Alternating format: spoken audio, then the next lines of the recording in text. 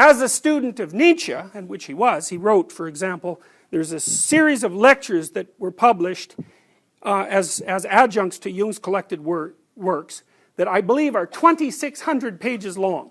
And they're written in very little type, and all they are commentaries on the first third of a book called Thus Spake Zarathustra, which is a very short book of very bizarre quasi-poetry.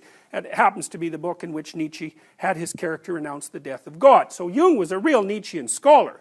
So what Jung was doing, see, he thought that basically that as we de-animated the cosmos, so to speak, you know, as the projections of deities that human beings had created had been pulled in from the objective world, they didn't disappear, they weren't destroyed as Nietzsche might have presumed. They sort of went into hiding inside the psyche, which is where they originated from to begin with. They originated in the imagination. Now, a standard objective scientist would say, well, if they originated in the imagination, they aren't real, whereas Jung would say, don't kid yourself. The imagination is real. It's just a different category of real. And that you better learn how to deal with it, because whether you know it or not, you are pawns of your imagination, in the same way that the Greeks considered them pawns of themselves, pawns of the Greek gods. And so that's a hell of a thing to realize, you know, and it's one of the remarkable things about depth psychology, because the depth psychologists tell you flat out, you are a house of many spirits, and one of them is you. And if you think that you are the most powerful spirit in your house of spirits, all that means is that you're hyper-protected and deluded, because you're not. There are things that are deep inside you, and you can think of them as biological systems if you want, which also manifest themselves in psychological phenomena, that have more power than you do. It's like, try not to make a fool of yourself when you're, you know, hopelessly in love with someone you don't even know. It's like, good luck to that, because you won't manage it.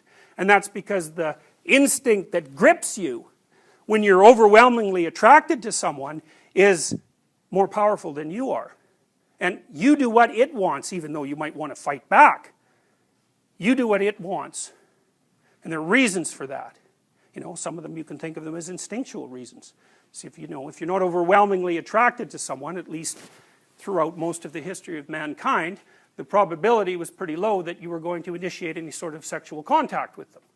So since that's necessary for the human race to propagate, it serves biological purposes to have you play the role of actor of the demands of the instinct of reproduction, which is of course also Freud's main claim, right? Because Freud, who I place after Jung, his fundamental claim was that the God that rules humanity is eros, is sexuality, you know. And I'm always, he introduced an idea called the death instinct later, and Freud was also concerned about aggression, but you know, in some sense you could say that Freud believed that we were ruled by two gods, the goddess of sex, we'll say, and the god of war.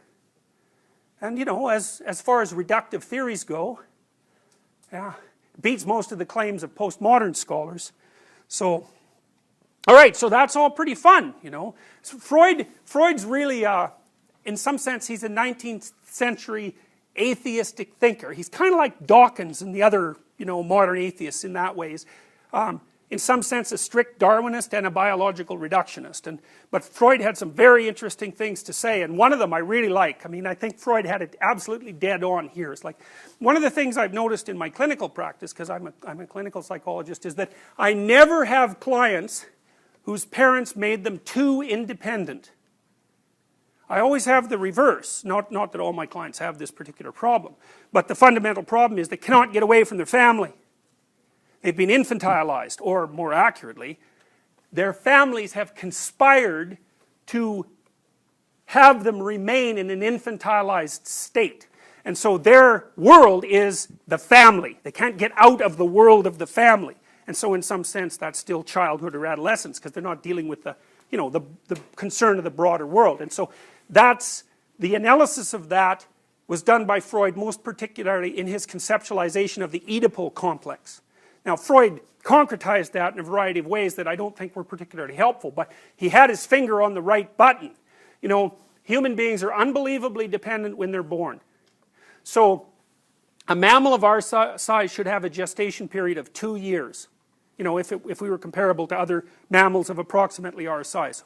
Being pregnant for 2 years, that does not sound like fun. But, you know, if you look at animals, say like deer or moose or animals like that, pretty much as soon as they're born, they can get up and walk. Whereas a human being, it's like 15 months, right? It's crawling around like, you know, a little, a helpless little thing.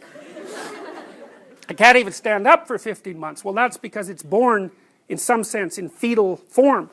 And so that makes it incredibly, it's kind of like a baby kangaroo, except it's more developed than that. It makes it incredibly dependent in a way that no other animal is. And then, of course, it takes you, well, let's see, about 40%, 50% of people your age live in their parents' houses. You know, so you're 20 or 21 or 19 or whatever you are, it's like, you know, you're still dependent fundamentally. And so it's not that easy to break a dependence habit of 19 years. And, you know, your parents may foster your independence and chase you the hell out of the house if they can, and try to make you into a functional, try to help you become a functional and independent adult, but maybe not too.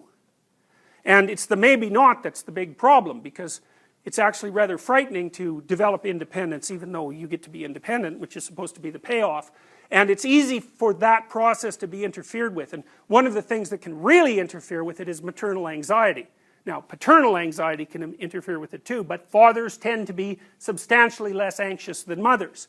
And so the classic Oedipal mother is anxious, and so every time the child tries to do something that's independent, her anxiety gets in the way. Oh, you better be careful if you're going to do that. It's like, you hear that 5,000 times, man. You're not going to be able to take a step without, you know, without manifesting the anxiety that you've been taught by a powerful external force. And that's the Oedipal complex in a nutshell, fundamentally.